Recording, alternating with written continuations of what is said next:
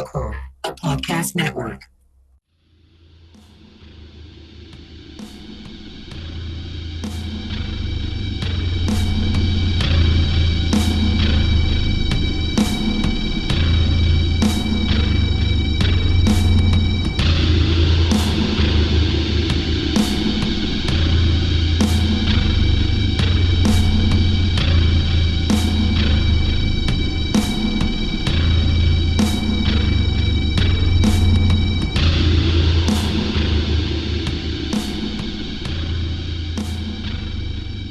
What is up, everybody? Thank you for checking out the Glass Clown Podcast. I'm your host, Patrick Christopher. Thank you very much for listening. Thank you for supporting the Bible Core Podcast Network. I very much appreciate it. Just to let you know, I did print out a lot of stickers. I got a grip of stickers for the Bible Core Podcast Network. They're free. All you got to do is ask me for them if you see me out and about at a mic or at a show or whatever. Just all you got to do is ask, and I'll hand them over to you. They're just to promote the podcast network, get the word out there, and yeah. Don't have any shows to announce. Don't really have anything going on. Nothing this month. Nothing till around August. So yeah. So if you just follow me on social media, I'll promote the anything that I got going on there at yourhomiepat, or you can check out biblicalcore.com for any show information or podcast information, anything that like that. Yeah. On today's episode, I got my homie Brendon Potter. Finally got a chance to sit down with him, and we did two things. We did the Glass Clown podcast, and then I did a mini episode of a possible another podcast idea that I'm toying with. I'm playing with the idea of it, called "Let's Start a Fucking Band." Because I want to nerd out about music and stuff. You know, I want to find out what people are listening to. Maybe they could turn me on to something that I haven't found, or something different, you know. I want to find out what they listen to, what's new to them, what's old stuff that they listen to, favorite cover songs, and songs that make them feel either happy or sad or both, you know. So I put that out there early, the Let's Start a Fucking Band mini episode with Brendon Potter. If you haven't seen that, that's on the YouTube page, the Bible Core YouTube page. Please like and subscribe to the YouTube page or the podcast platform, however you listen to podcasts. We should be there. If you like and subscribe, you'll get notified on any new episodes or any new podcast idea that I put out there, and you'll stay in the know about all of that. But today, on this episode, I sat down with Brendon Potter. You can find him at Pots on Fire. I think that's on Twitter and Instagram. Instagram for sure, Pots on Fire. And good discussion about what he got going on, and got into the questions, and it was fun. Anyway, let's get into this episode. My conversation with Brendon Potter.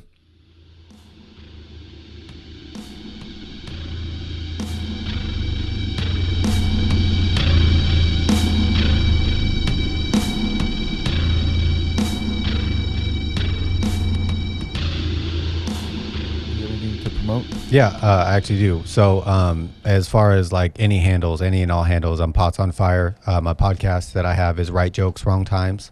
And as far as a show, I've got a show on August 8th at Laugh Out Loud.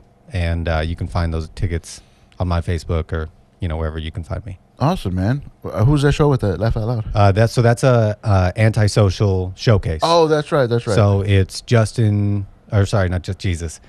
Joey Smith, Davey, Jackson, me.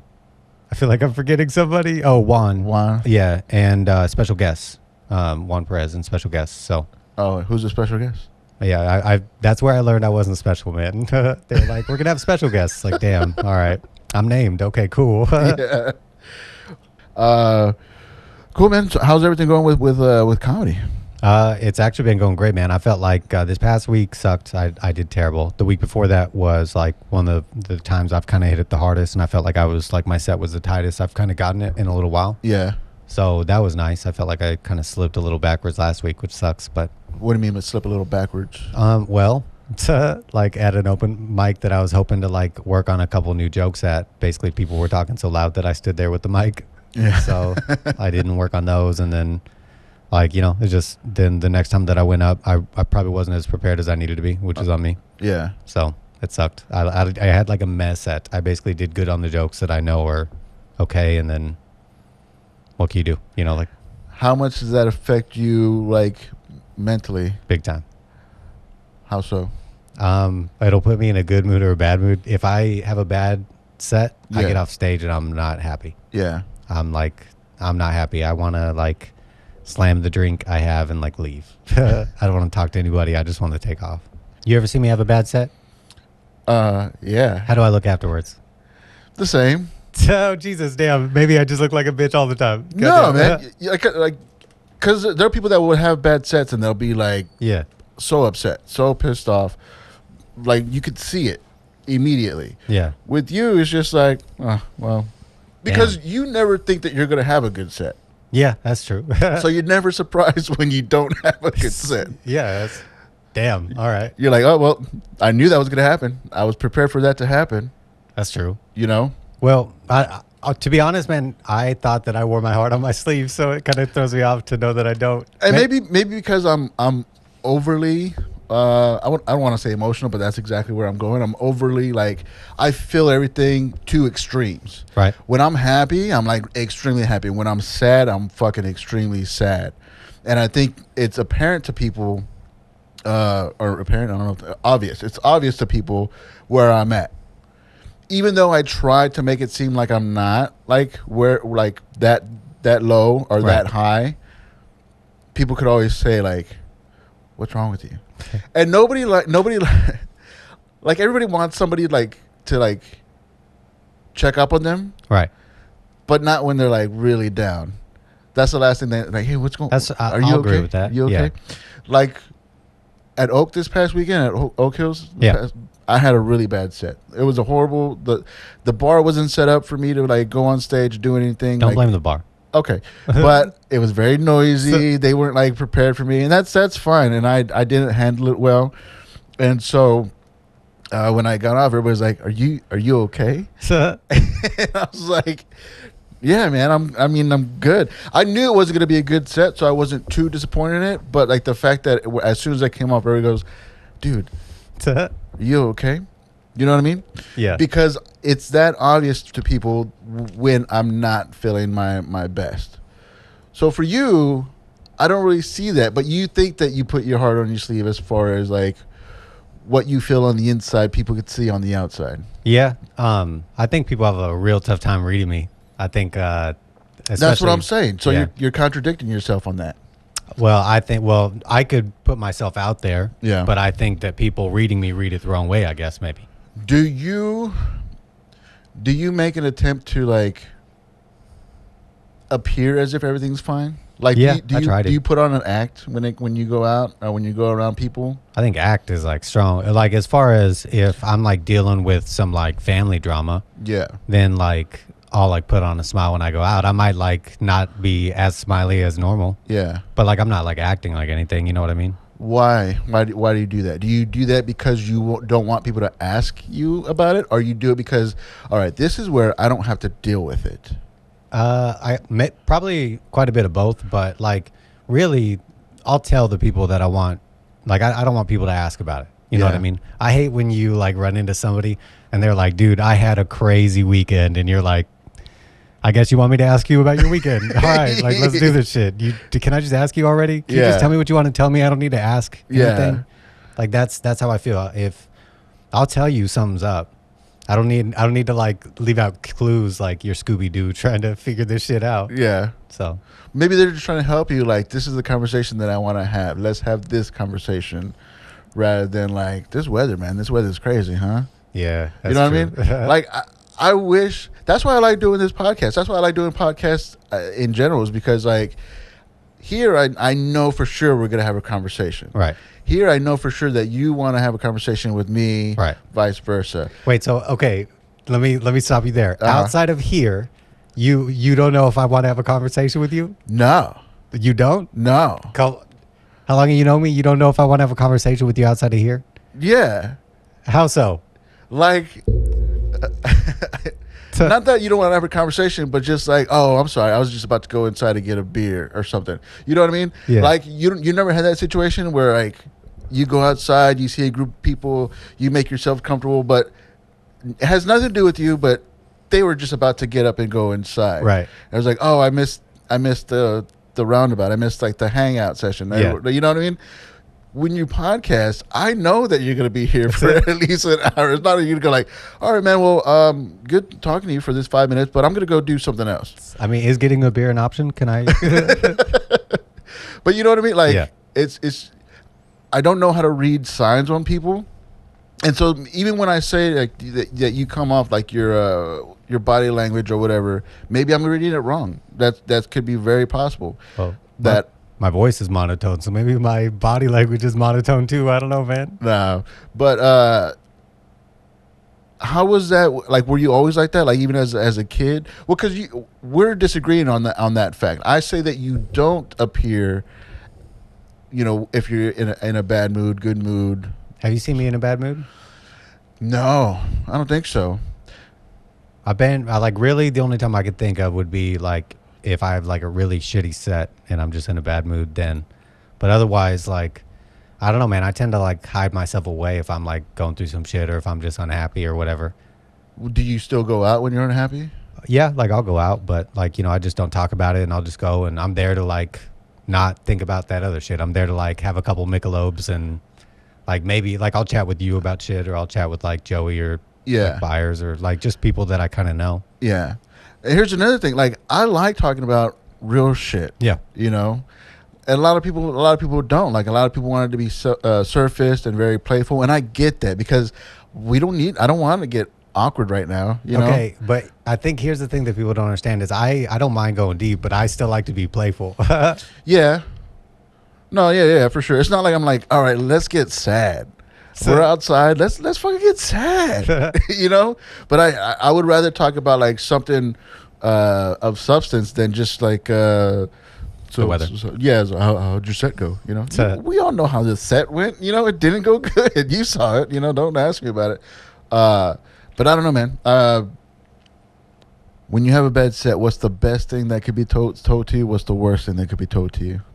By a friend and then by a stranger. Stranger, good set. And by a friend, good set. That's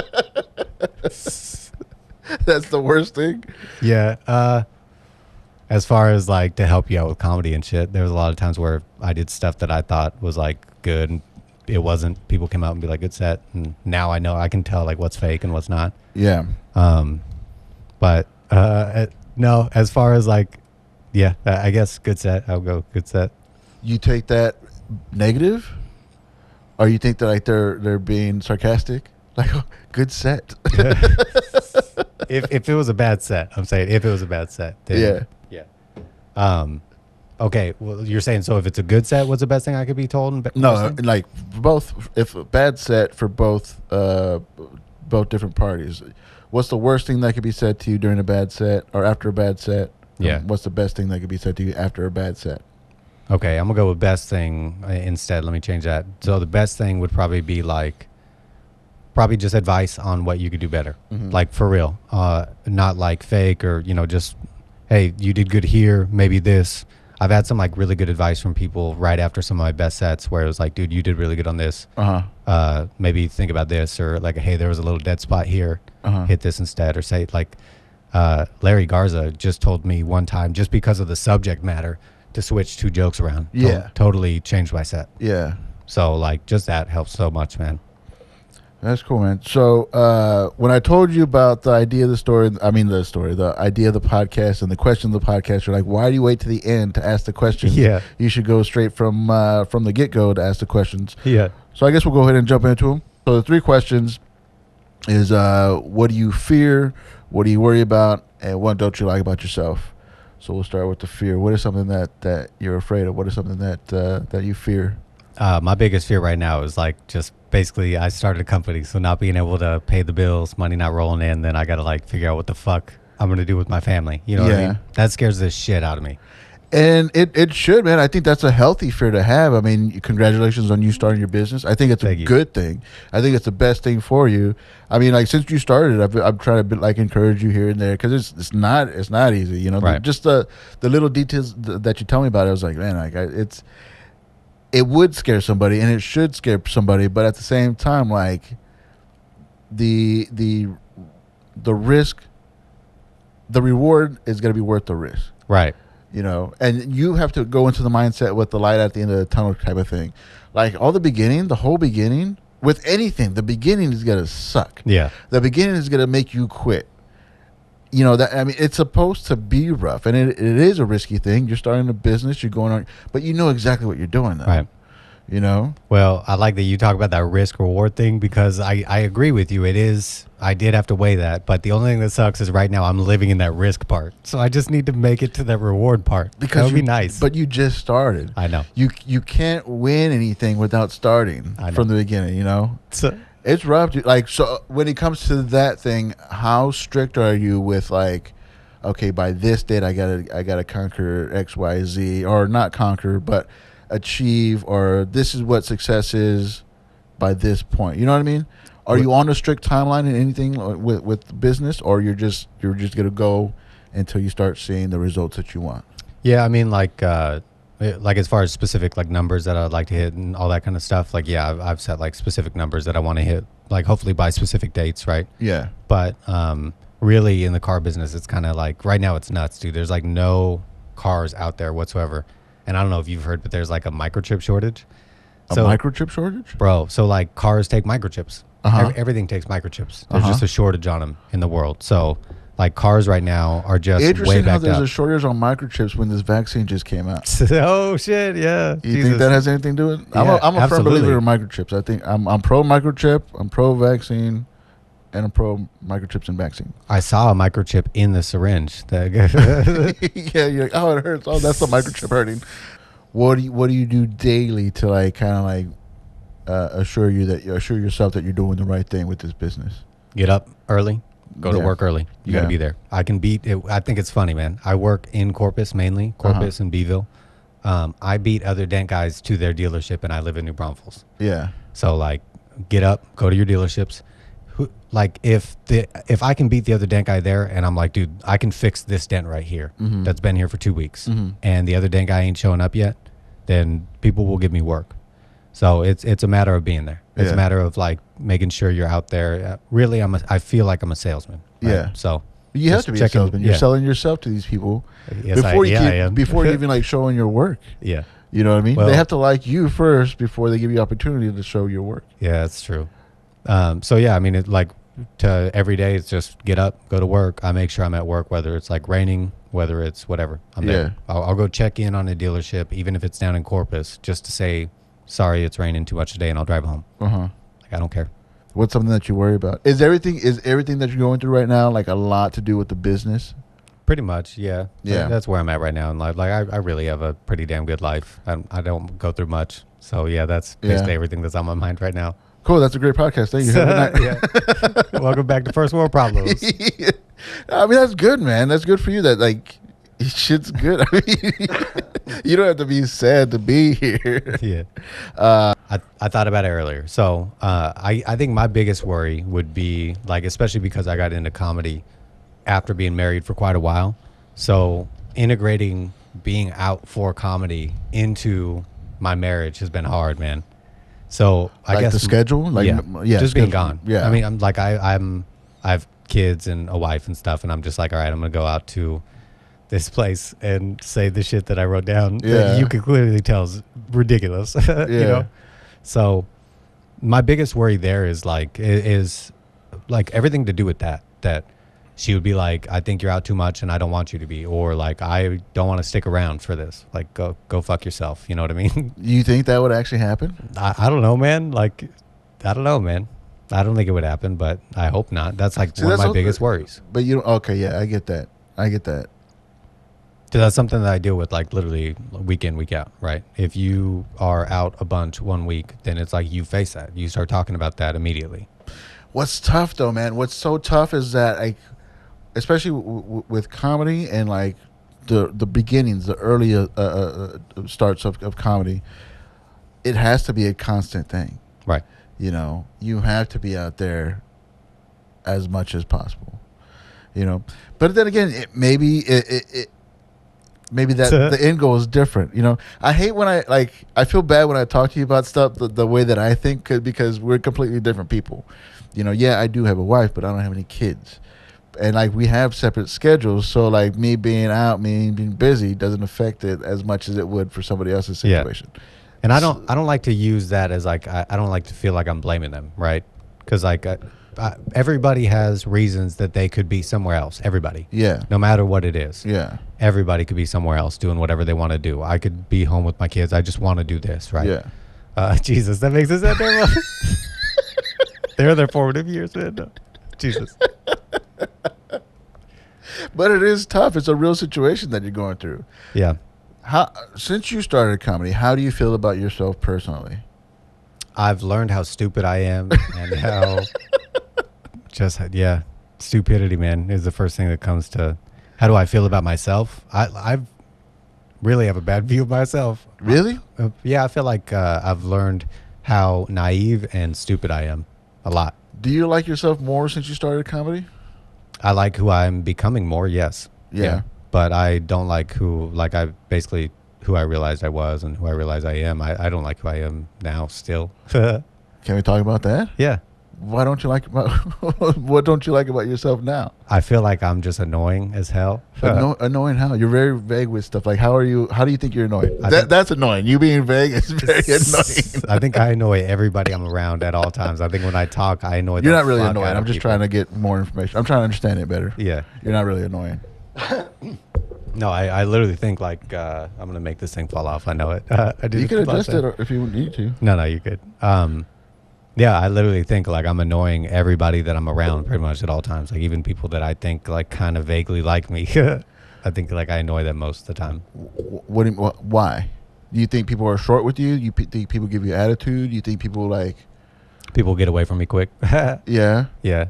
People look for really like they almost exactly what you said earlier. Like I'm gonna go grab a beer now. But that's just. I mean, maybe that has nothing to do with you. Yeah. Maybe they were literally just about to get up. Yeah. They go like, "Oh, Potter's here. Let me get up now." I heard this thing that like people don't think about you as much as you think they do, and that's helped me a lot. Yeah. With like a lot of things. Yeah. Because I don't know, I guess I'm just narcissistic. I think like when people do something like, oh, they're doing this because like they don't like me. So Really? yeah. You have an example Yeah.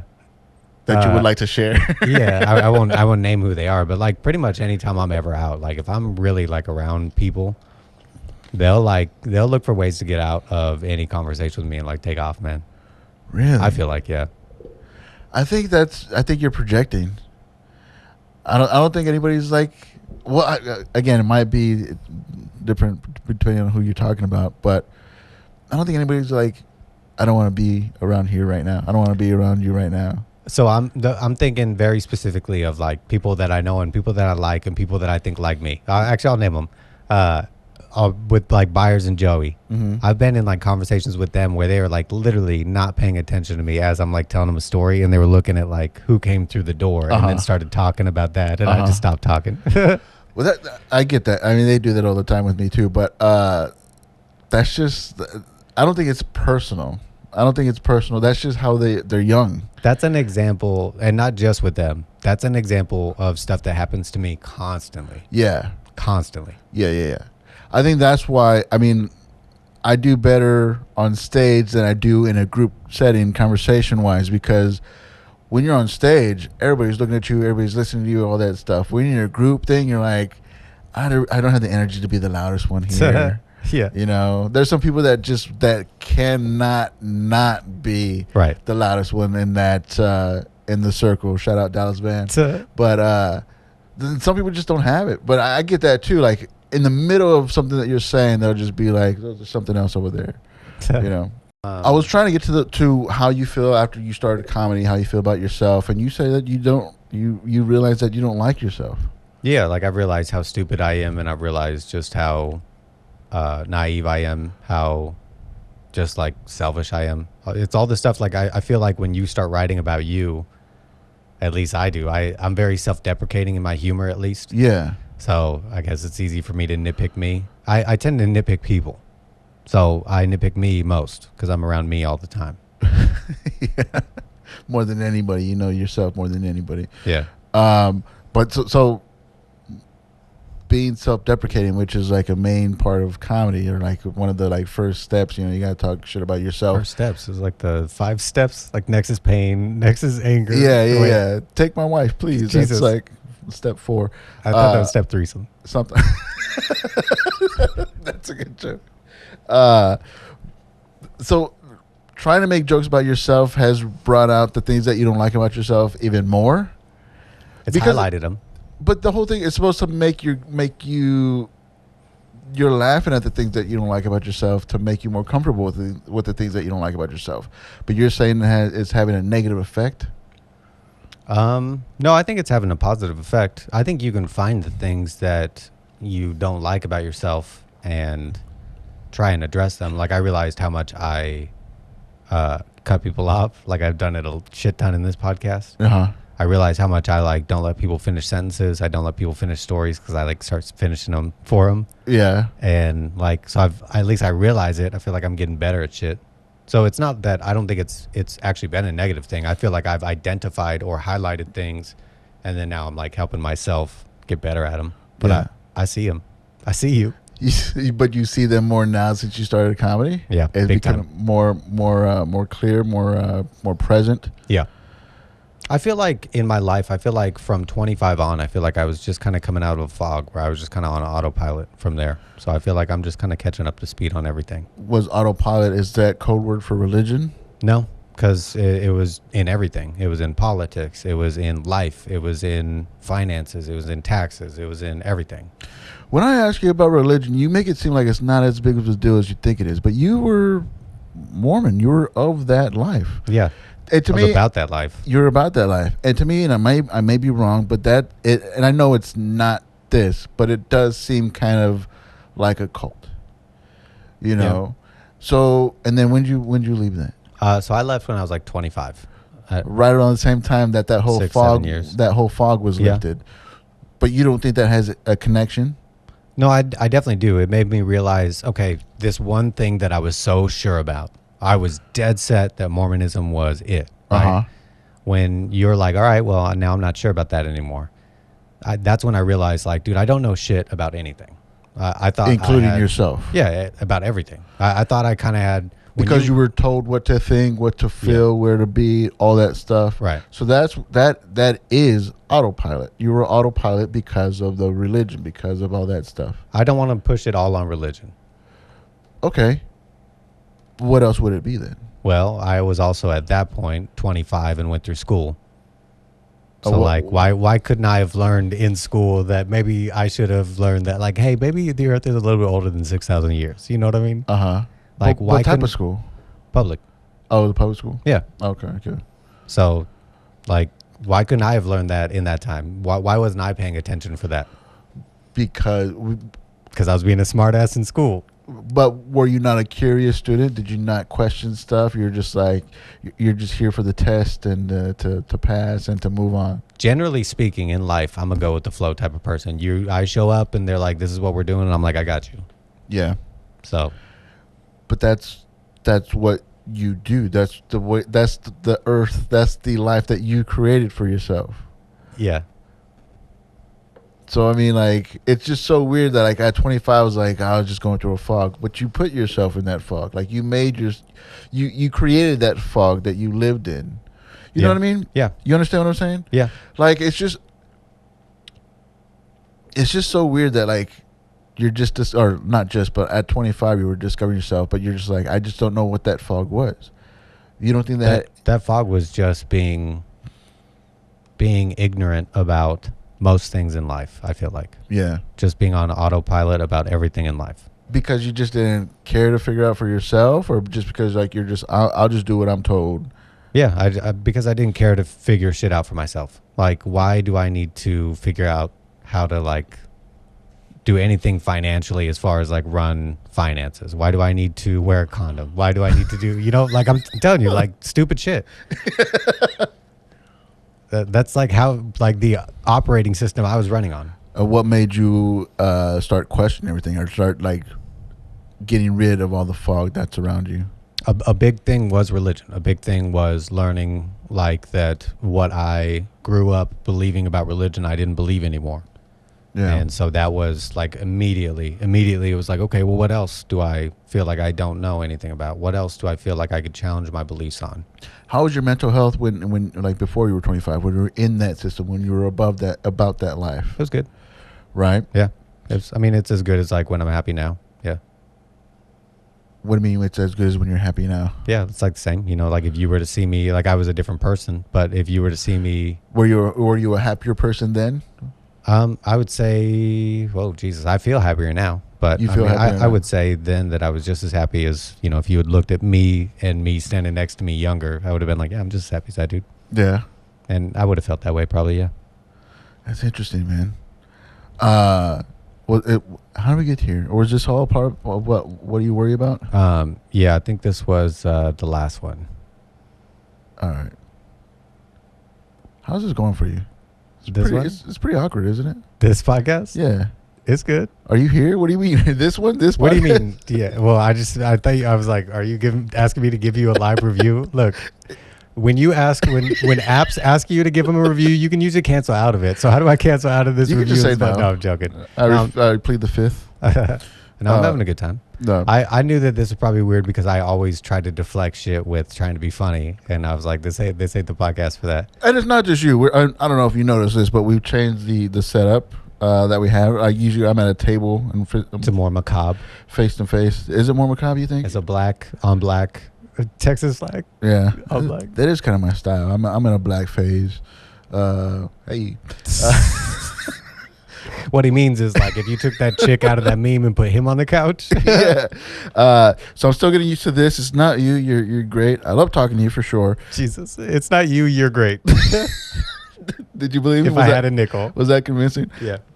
So I'm adjusting to this, but I'm having fun. We're having fun. All right. So what's something that you don't like about yourself? Surface level, my teeth. My teeth are yellow as fuck. I hate my teeth. Really? Yeah. I didn't even them. notice you had it. It's because I hide them, bro. Yeah. Yeah, I mismanage them big time. I don't like that I interrupt people all the time. I kind of brought this up.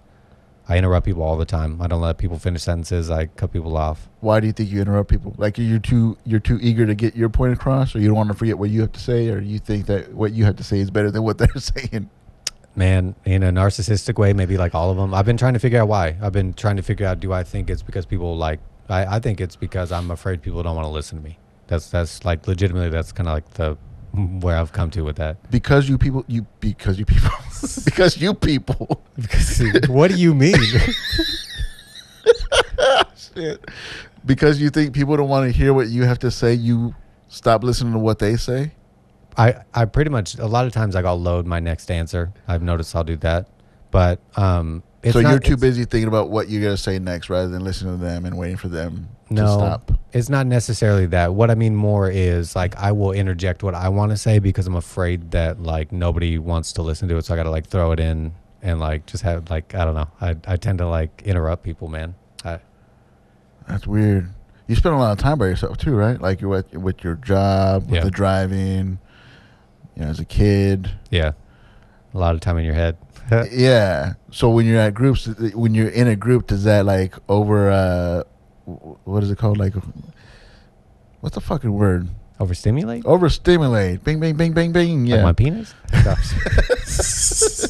Well, like when you're like, there's so many people here.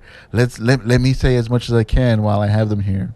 No. Well, like, yeah, I definitely want to like, I always feel like I want to talk to as many people as I can, kind of. Yeah. But like, if you're in like a group setting where you're like having fun, yeah, like I want to like talk to people and I don't know.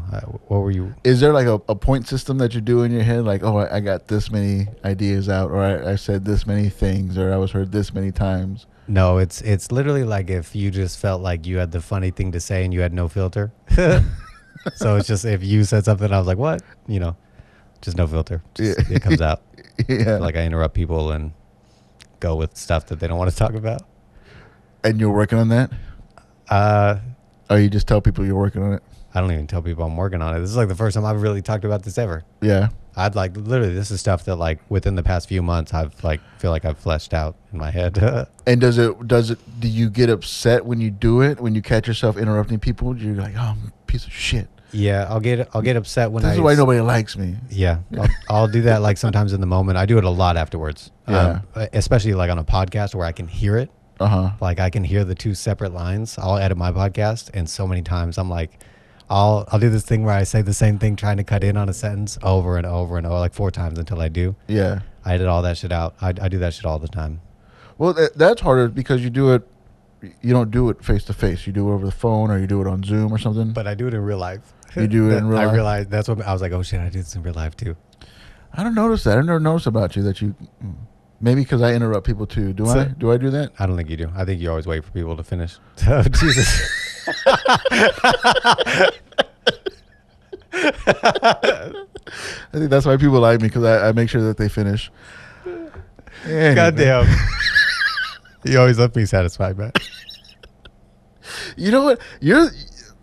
For your background and all that stuff, you are very on top of the innuendos. Yeah, the sexual innuendo. Like that's you love that. Okay, so like this is another thing I'm trying to figure out. I'm trying to figure out why like sometimes I'm cool with like talking about sex and sometimes it's so fucking awkward. But like really growing up, man, I was like, if we went to school, you and I probably would have gotten along just fine at school. I would have gotten any of the sexual references. I just didn't have sex. I just didn't like really curse that much. I cursed, as much as like a 7th grade Christian boy would, right? Dang it. Shit here and there, Yeah. right? The random fuck every once in a while when I miss a shot in basketball. But but otherwise, yeah, man, I was hip. But like you have this like childish kind of like giddiness to it, like sexual innuendos. Yeah. And like you're so proud of yourself for catching them. Well, I mean, when you are as disadvantaged as I am at sex. What do you mean? What's disadvantage of sex mean? Dude, I had no legs up. Jesus.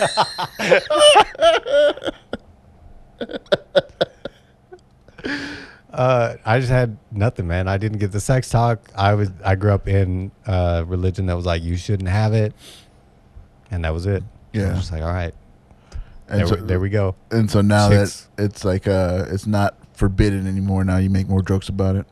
Yeah, like I censor myself a lot on like I'll make sex jokes with friends and at comedy shows, but I like rarely make them online. There's so many that I want to post online, man. Yeah, but I just won't. Like it's too awkward. You don't want to be that type of person. I posted one the other day that I felt weird doing this. I limited who could see it. Really? Yeah, because I was like, I just didn't want all my like friends that I don't know what kind of sense of humor they got. Talking about a spank bank.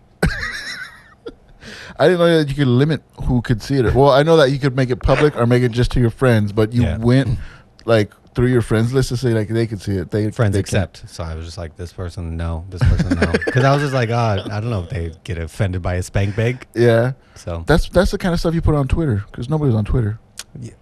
Man, so like I'm not saying any of my other social media platforms I'm like crushing it, but Twitter is the place where if I throw a joke that I love out there, it'll get like one thing, and I'm like, dude, I could have just done it on Facebook and gotten 2. Yeah, like I'll just go with Facebook. You could have just text buyers. Yeah, exactly. I like that. Jesus. But I think that's. I mean, it's. I don't know. The innuendo humor. It's fun, but I know that you enjoy it more than most. Yeah, it's. I like puns. It's endearing. Innuendos, yeah. One-liners. Cool, man. How you feeling? I feel better after that last segment. Yeah. But yeah, I feel good.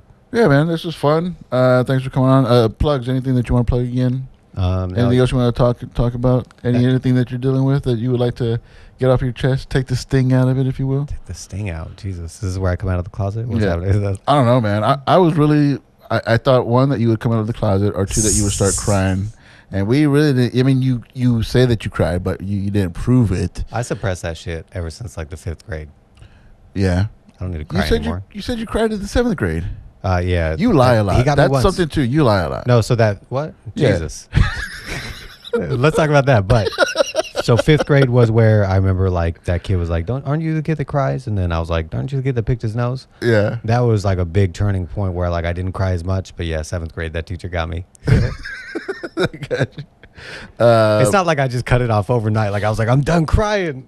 Nah, you can't. I mean, yeah. I stopped crying in sports pretty early, but that didn't mean that I stopped crying in life.